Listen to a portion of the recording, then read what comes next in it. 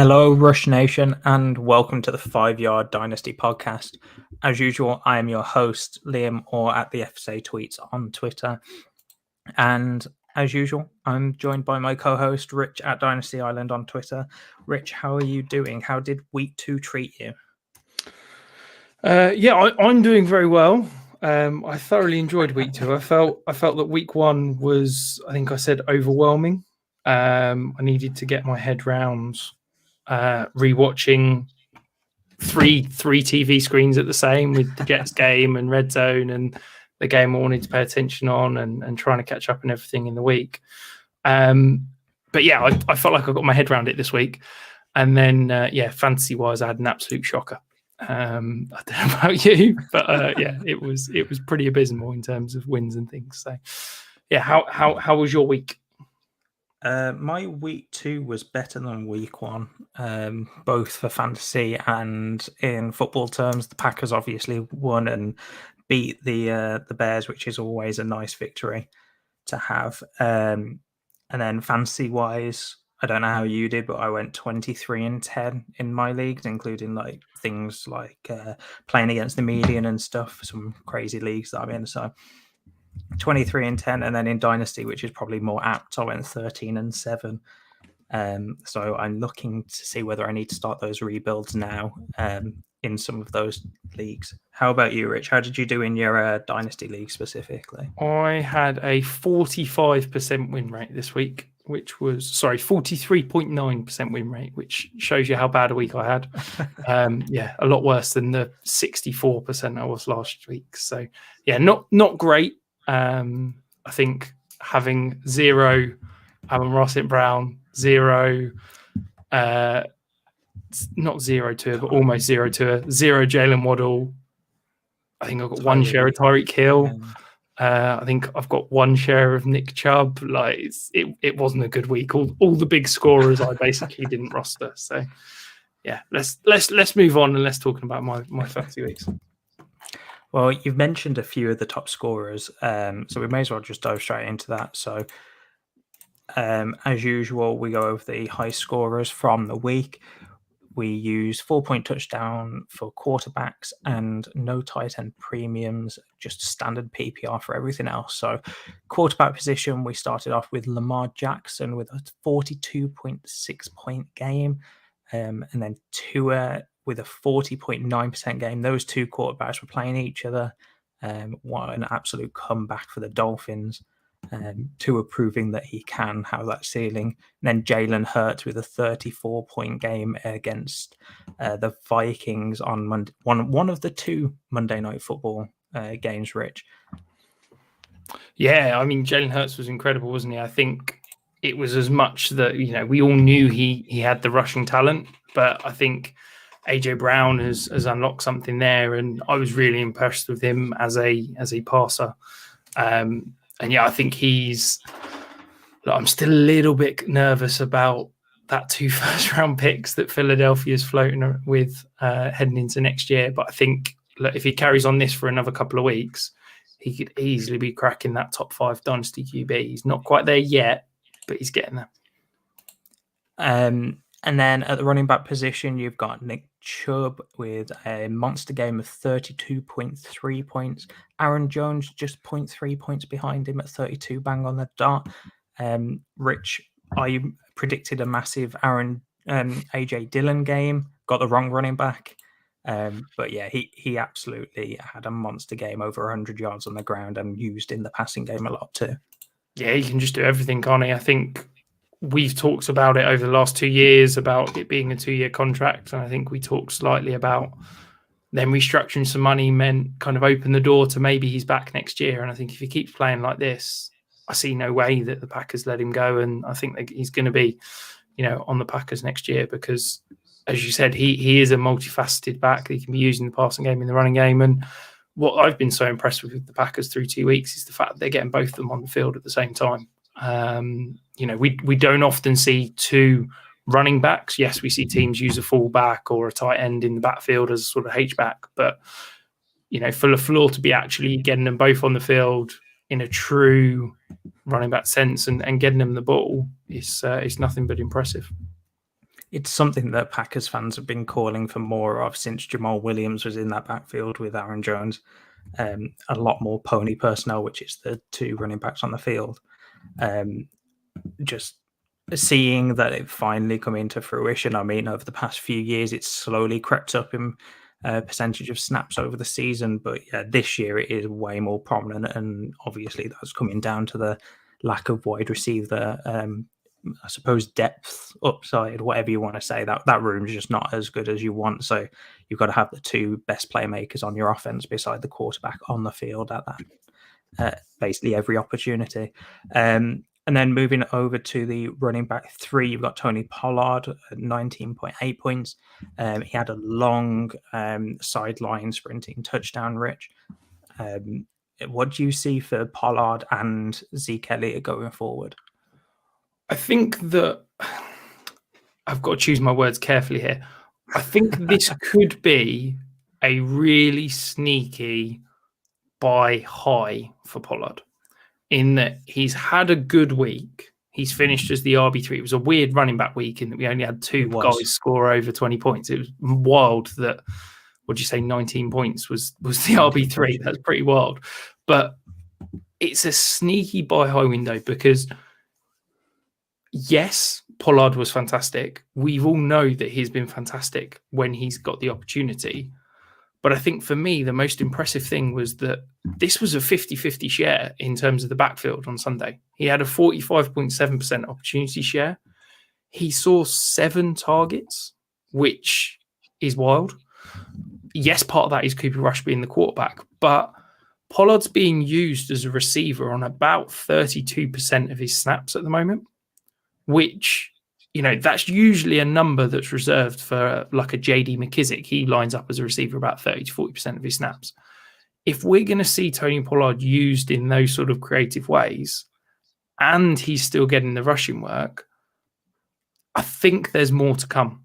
And, you know, we've talked about the Cowboys could move on from Zeke at the end of the year. Yes, Tony Pollard is a free agent, but I think that the more I see from Tony Pollard, the more I think that there's going to be a role for him this season, but I'm more excited about him next season, whether that's the Cowboys pay him to stay around or whether that's he's the kind of guy that's, you know, going to get a decent contract in free agency as a running back. And I think that the more we see from him, the more I'm convinced that he's not just going to be a 1B next year. I think he's going to be a, you know, at the worst, a 1A or, you know, hopefully a true number one.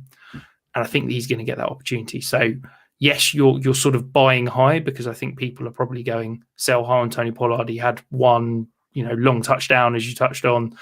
He's you know, this is Zeke's backfield. But I think that I'd happily pay a second for him. I'm not paying a first, but I think you can probably get him for, you know, whether you're looking to pivot off somebody that's maybe a little bit of a sell high, like a CH or an Antonio Gibson, and then you can get Tony Pollard plus something. That's probably a move I'm trying to make at the moment. Yeah, with Zeke having an out next year for I think it's about 5 million cap saving, and then the year after you've got about an 8 mil. It's totally a move that I can see them making.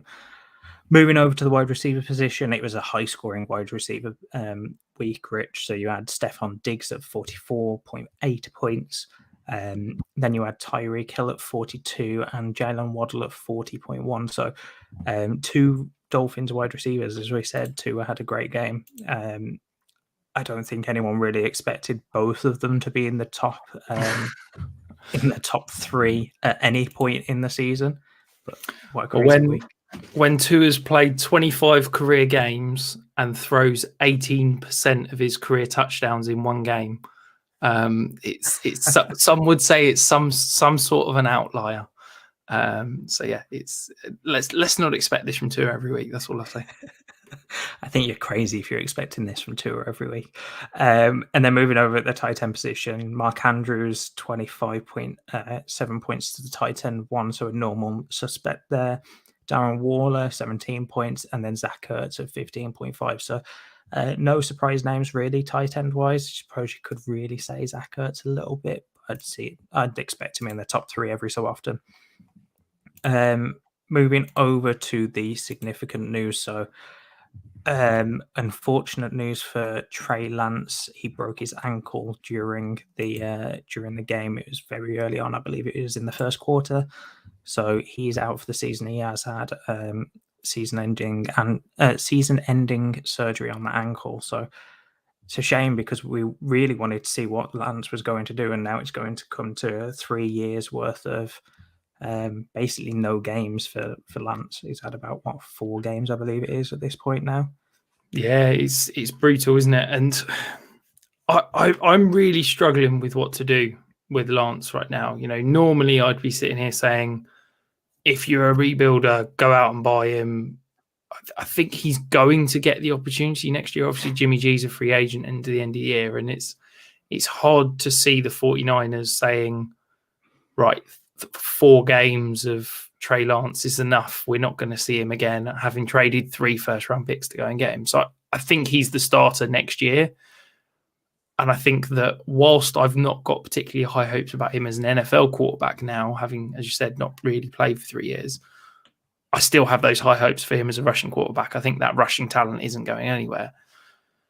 But I just don't know what the price is. I mean, I've seen a couple of trades like around the Kirk Cousins range. I think I've seen people pay. I've seen Trevor Lawrence. For me, I'd much rather Trevor Lawrence over Trey Lance right now.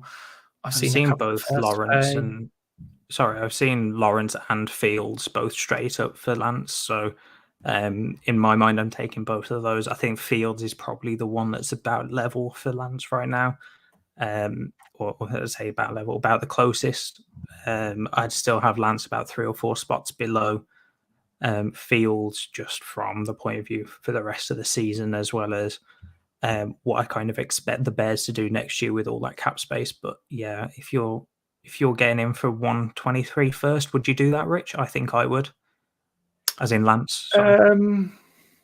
Yeah, I think I would. I think, I always say that I don't like to project first round picks, but we're getting to the point. I normally start to do it around week 4. So we're getting to the point. I probably wouldn't pay a top 6 pick for Lance right now. I'm just thinking there's 3 quarterbacks I'd like. There's Bijan Robinson, Kayshon Boutte, Jackson Smith and Jigba. So yeah, I'd probably pay like a pick 8, 9, 10, 11, 12 for him. I don't think I'd pay a top 7. Moving on, another quarterback that got injured during his game was Justin Herbert. He managed to stay in. This was during the Thursday night game. So we have seen some news. It looks like his ribs, just something to keep an eye on. We're not sure whether he's going to be ready for week 3 after a longer NFL week, but just something to keep an eye on. Dalton Schultz over in Dallas had a PCL sprain, so could be long term, could also be 2 to 4 weeks, and could linger. So we don't really know at this point. Just waiting for more information there. Rich, this is another Cowboys weapon that got injured. Yeah, it's a brutal season for the Cowboys offense, isn't it? Look, it's tough, but I kind of feel like you might be needing to pivot off Schultz if you're looking to contend this year. This is the injury, obviously, that Zeke had last year, and he was able to play, but he certainly wasn't the same player. And I think that Schultz is probably going to carry on playing for the rest of the year, but I don't think he's going to put up the stat lines that you want. And I think that it might pain you to do it, but if you've got Schultz, you're probably hoping that he was a top 4 tight end this year. And I think you probably need to go out and buy a Darren Waller or someone like that. Maybe buy back some years and go get Pat Freiermuth. Do you think you get Pat Freiermuth plus a pick maybe for someone like Dalton Schultz?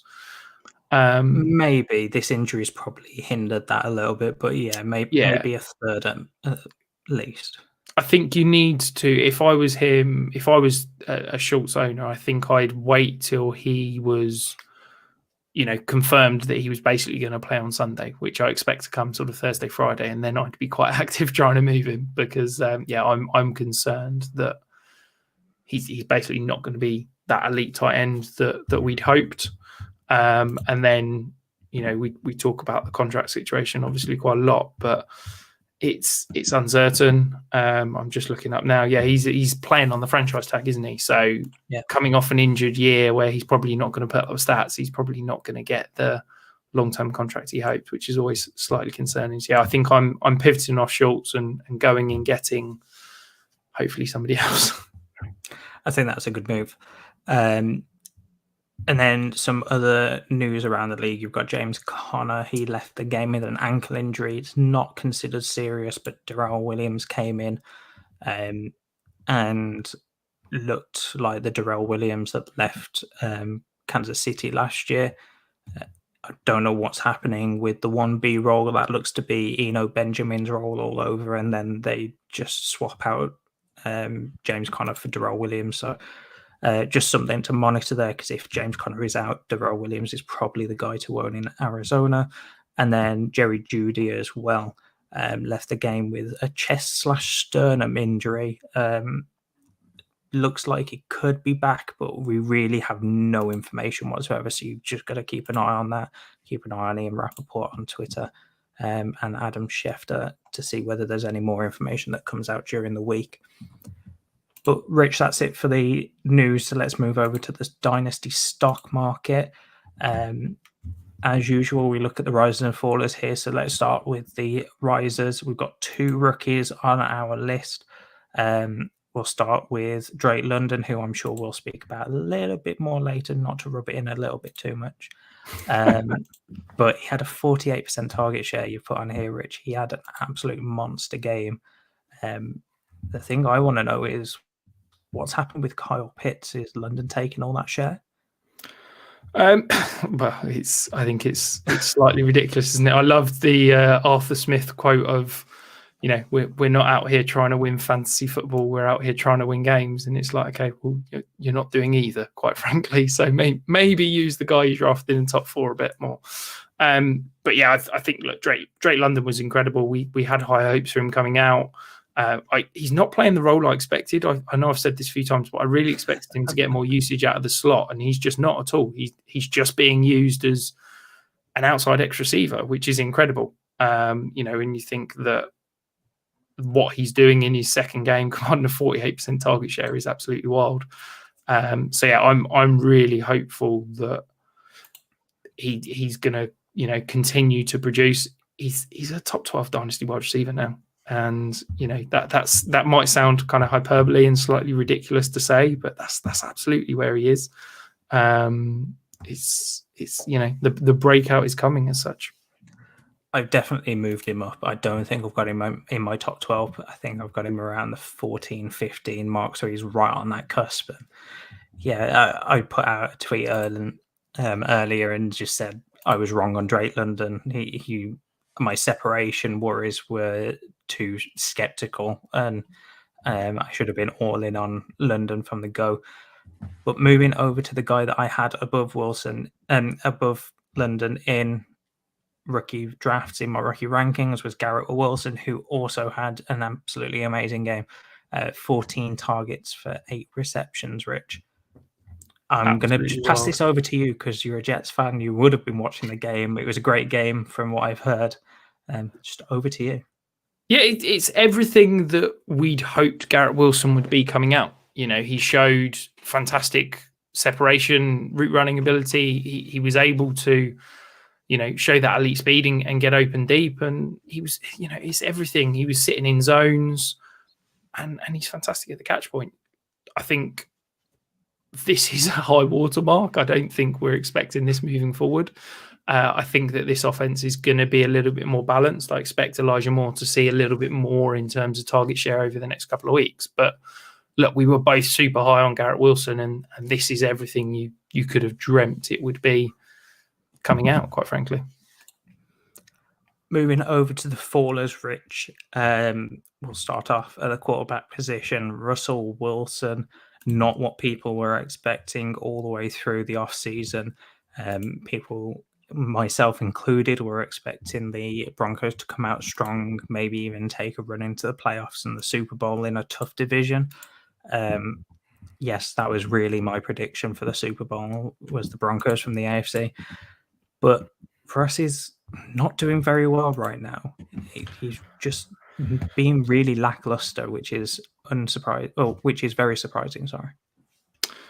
Yeah, I mean, I'm trying hard for this not to sound like a victory lap, but it's 100% a victory lap. In that, look, I had my big concerns in the off season. I thought that Russell Wilson was on decline, and he's looked every part of it. I've been really unimpressed with him so far this year.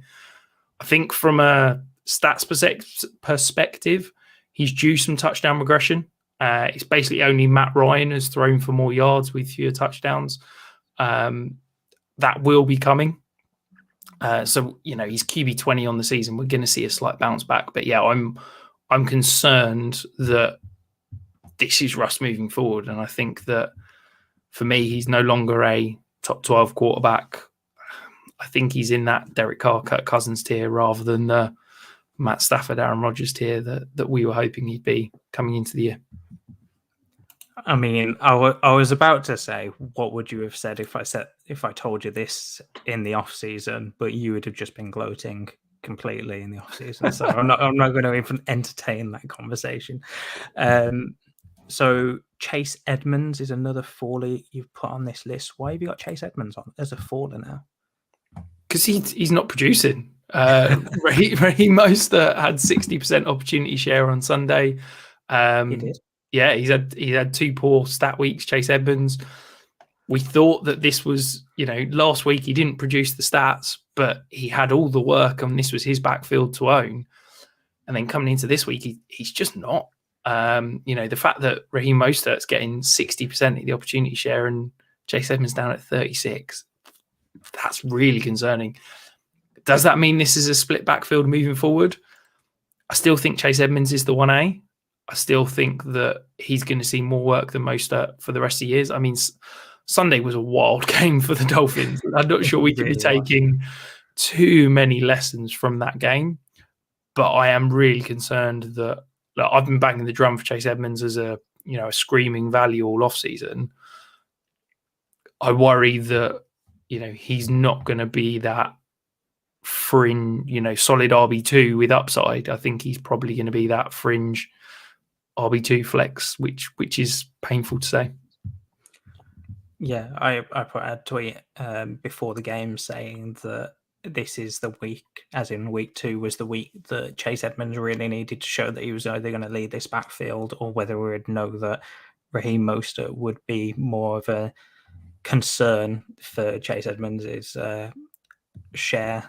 And it turned out that it was the latter there. So Mostert really needs to, or Chase Edmonds, really needs to beat out Mostert, because otherwise I don't really want to own either of these. I think they're like low upside flex plays. I don't think either of them are, if they keep up like they are, I don't think either of them are going to really have boom weeks. I think they're just going to get a standard 10 to 15 points, which isn't too bad in a flex, but I think I'd rather some upside at that flex spot. So moving on to Juju Smith-Schuster, a guy both of us were really high on, probably me more so. I don't know how high you actually were before the offseason, Rich, but he's not performing right now.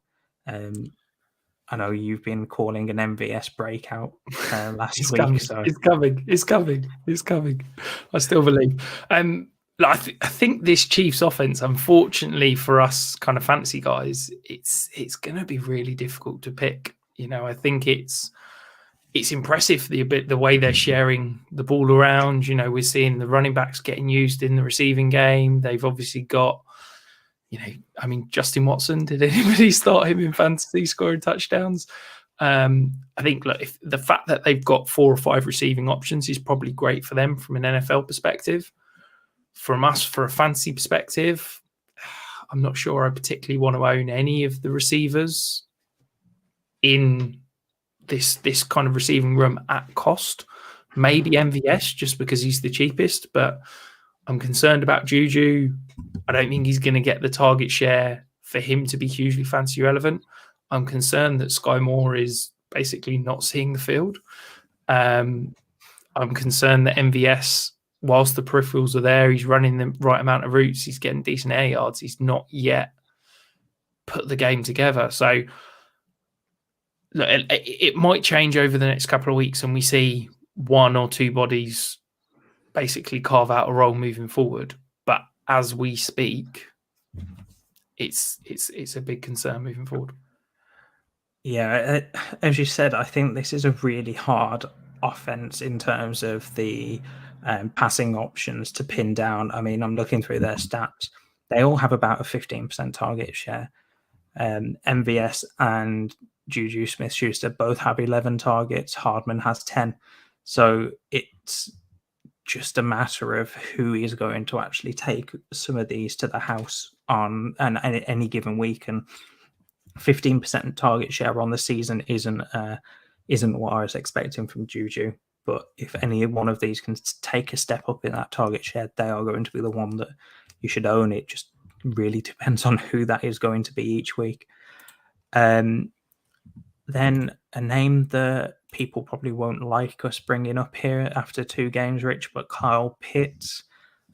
Myself and Paul Picken, when you weren't here, you were off gallivanting somewhere with your family, I believe it was, had a difficult conversation about Kyle Pitts and what happens if he doesn't show up as people expect. And I'm not taking a victory lap because I fully expect Kyle Pitts to bounce back, but he's only had 4 receptions in 2 games. Is this something we need to worry about right now? Yeah, massively. If I was to say to you that he's behind Johnny Munt, Eric Sober, and Pharaoh Brown in fantasy points after 2 weeks, I think you'd be quite rightly concerned. I fully expect a huge Kyle Pitts game this week. I think so much has been made of him basically not getting used through 2 games. I don't know who the Falcons have got. I haven't looked at my ranks for this week, but I really believe that he's going to break out and do so in a big way. So yes, I still believe, but look, you have got to be concerned because look, Falcons have the Seahawks, by the way. The Seahawks, there you go, perfect for a massive breakout week. Look, he's the Dynasty tight end 1. He's been there pretty much all off season. He's the second coming of Jesus. Let's hopefully see it this week. But yeah, you can't have that production through 2 weeks and not be seriously concerned. So Kyle Pitts is the tight end Jesus. I'm going to have to put that on the podcast tweet or somewhere to do with this podcast. Okay, we can get t-shirts made up of him. Final 4 you put on this list, Rich, is Darnell Mooney. This is a guy that a lot of people were high on, but I don't know whether this comes down to the offense, whether it comes down to the play calling, or whether it comes down to Mooney himself. Yeah, I think all 3. Look, he is the 127th receiver in fantasy right now, which is slightly ridiculous. Look, a lot of this, we can talk about target shares, we can talk about volume of targets and all that kind of thing. And yes, it gives us some insight, and he's not doing well on either of those. But at the end of the day, the overall pass attempt number still plays into that, and the Chicago Bears are averaging 14 pass attempts per game.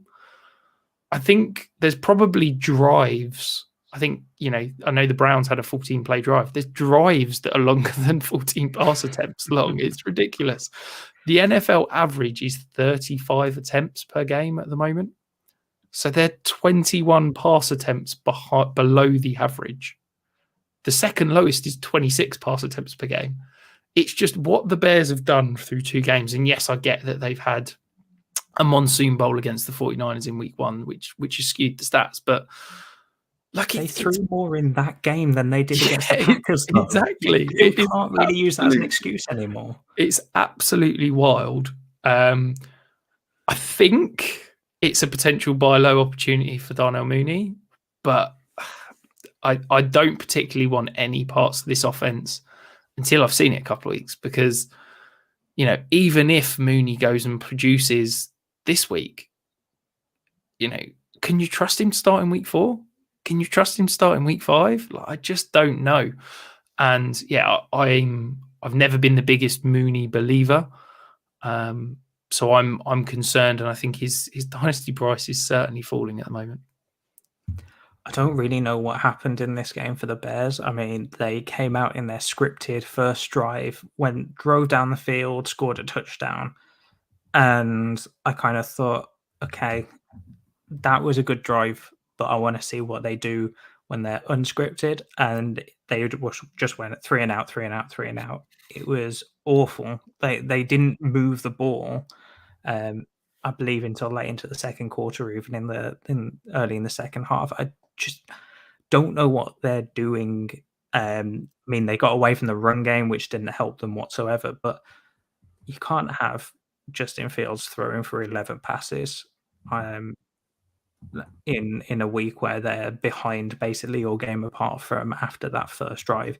Just if Fields starts passing more, I can see Mooney getting more of the ball, but I think the wide receiver to own through 2 weeks is actually Equanimous St. Brown, EQ St. Brown.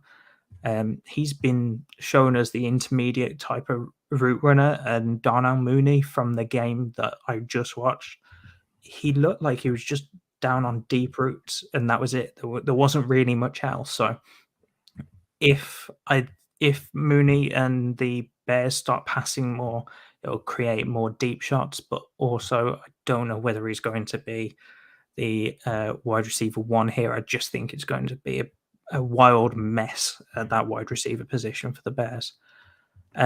Rich, player of the week. So we both pick a player. Who have you got this week as your player of the week? My player of the week is a guy that I loved in the off season, and he's yet to break out. I appreciate I'm talking about. I've got a lot of guys that are the breakout is coming, but I absolutely believe the breakout is coming for this guy, and it's Chris Olave. If I was to tell you that 5 players since 2016 have had a game with 300 plus air yards, and Chris Olave is one of them in his second game in the NFL, how much would your mind be blown there? I would say it's blown. Yeah. Easily blown. But not only did he have 300 air yards, it was actually more impressive. He had 334 air yards. Like, that's wild. A 200-yard air yard game is like mind-blowingly good. He's getting the deep threat shots. He is everything we hoped he would be. He just needs to put it together. And James Winston was wild on Sunday. Yes, Chris Olave catching a ball, tripping over and fumbling, it didn't help his stat line. But, you know, he had a 32% target share. Like, everything is there. He's doing everything. He is running at a ridiculously high route participation rate. Like, everything you want to see from a wide receiver, he is doing. He just needs to put it all together and put the fantasy points on the board, which feels slightly ridiculous when we're saying that of a guy in his second NFL game. So I think he's about to blow up. In the way we talked about Garrett Wilson and Drake London now being top 12 wide receivers, Chris Olave's got that potential within the next couple of weeks to be in the, I don't think he's ever going to be a top 12 wide receiver, but he's got that potential to be in the top 15. And if he can, you know, convert on some of this potential and convert on some of these targets that he's getting, we're going to see some fantastic stat lines. And I'm very hopeful of him over the coming weeks.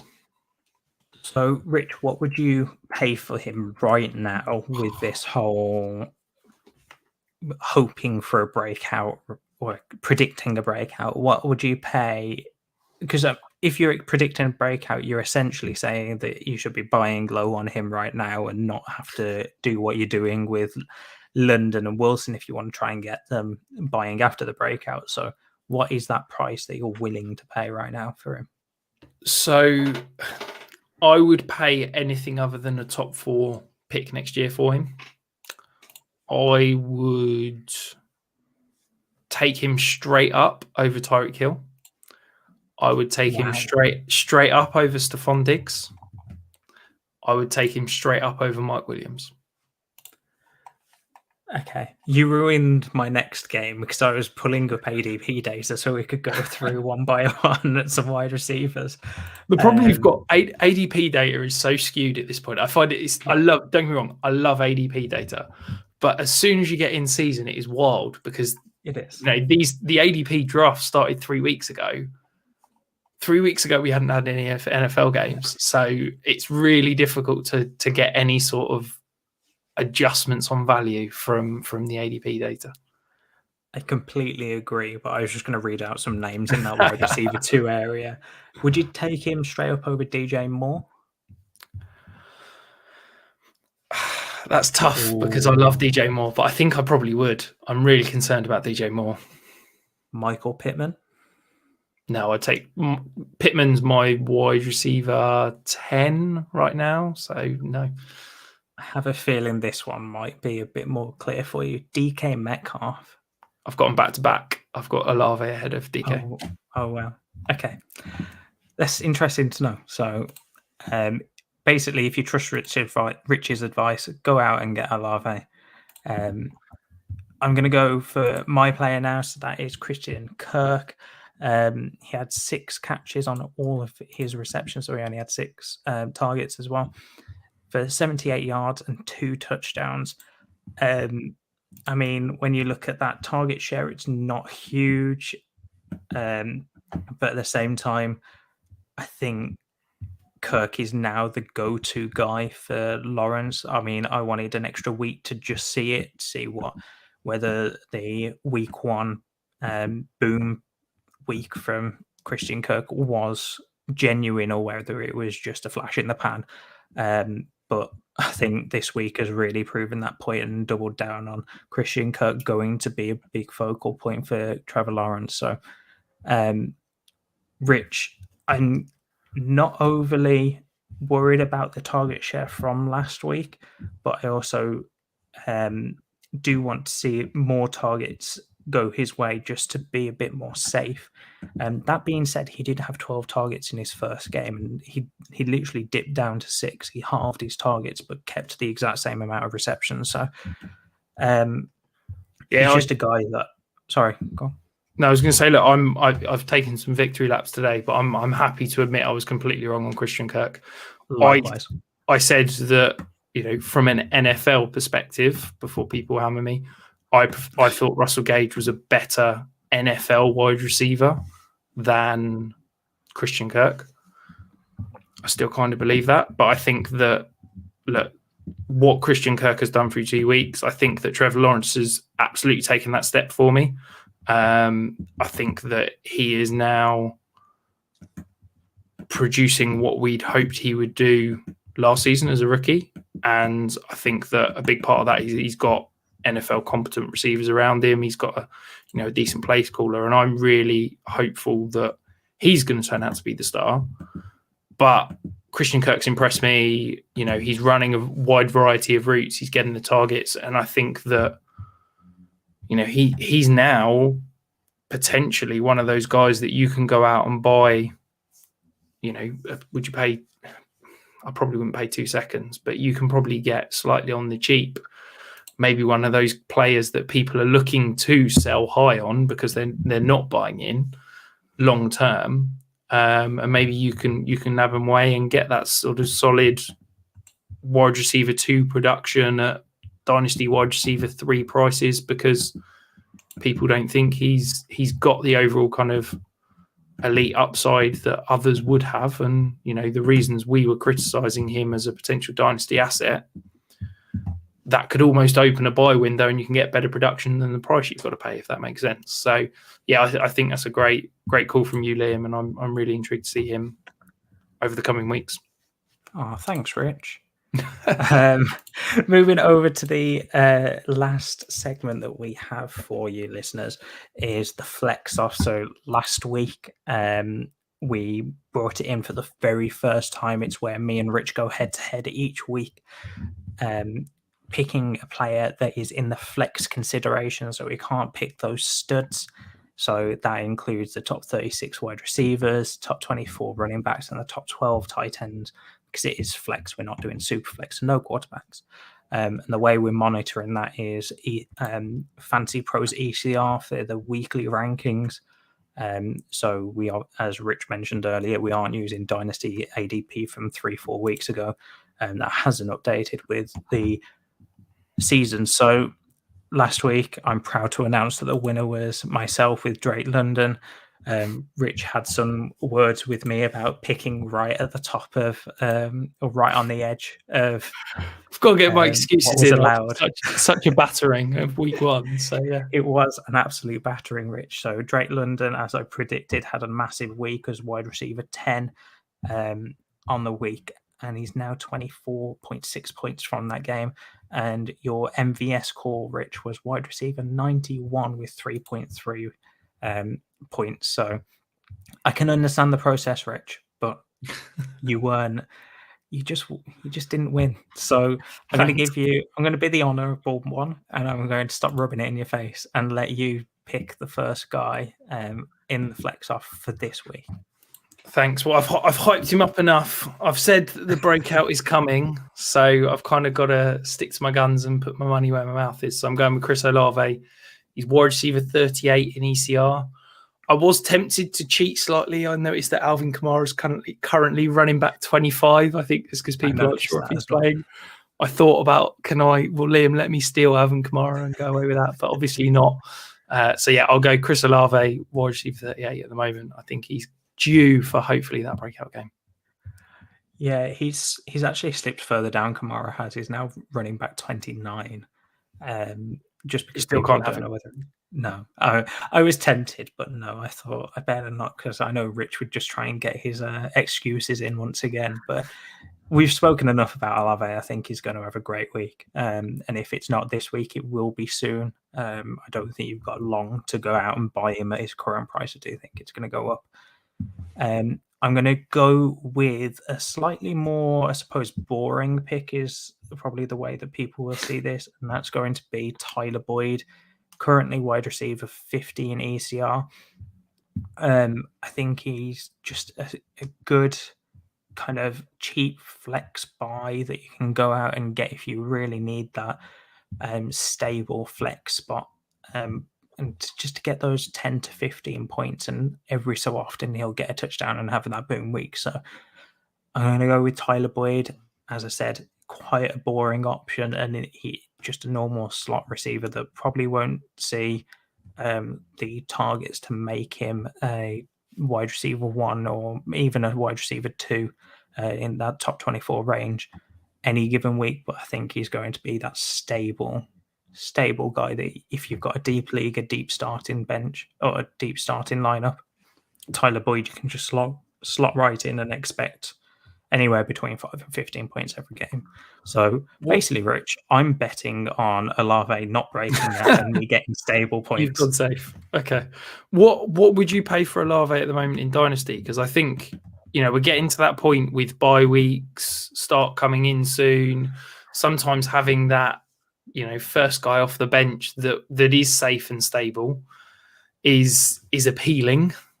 Should we say? What would you be willing to go and get him if you need that plug and play flex? So are we on about Boyd, not Olave? Yeah. We've talked about Olave's price. Yeah, I'm talking about Boyd. You did say Olave because I know that you love him. So I just wanted to double check we're on Boyd now. I know you want to come back, but yeah, we're on Boyd. I think you could probably nab him for a third, maybe 2/3. I think that's as far as I go. I don't think you can really warrant a second when you can, as you said earlier with Christian Kirk, you're probably getting Christian Kirk for a second, 2 seconds maybe.